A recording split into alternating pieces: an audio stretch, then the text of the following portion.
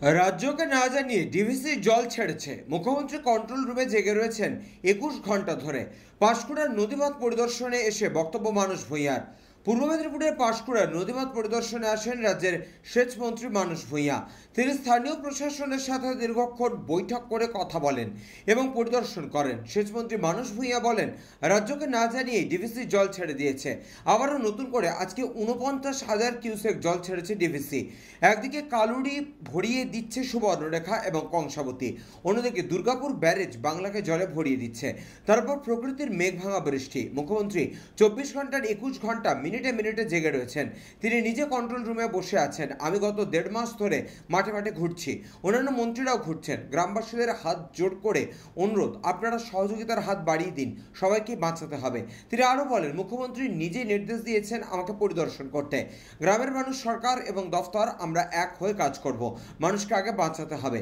এবং পাঁশকুড়ার ডোমঘাটের কথা তিনি ভাববেন, জল কমলে আগামী দিনে কিছু করা যায় সেটা নিয়েও চিন্তাভাবনা করবেন বলে জানান।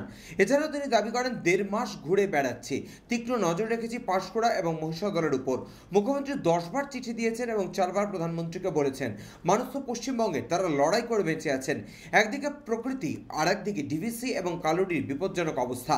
১,৭৭,০০০ কোটি টাকা আজ অব্দি কেন্দ্র সরকার দেয়নি। ২০১৫ সাল থেকে অন রেকর্ড নদী সংস্কারের একটাও টাকা দেয়নি। ওদের মন্ত্রী দল বলে দিয়েছে ঘাটাল মাস্টার প্ল্যানের টাকা দিল্লি দেবে না।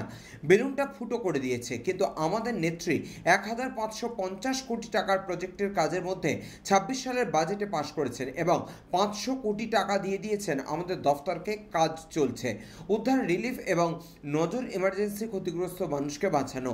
তাদের খাদ্য ও ওষুধ, জল সবকিছু প্রস্তুত রেখেছি। ঝাড়খণ্ড, বাঁকুড়া, পুরুলিয়ায় ব্যাপক পরিমাণ বৃষ্টি হচ্ছে, কংসাবতীর ব্যারেজের জল আসছে, আমরা মোকাবিলা করছি।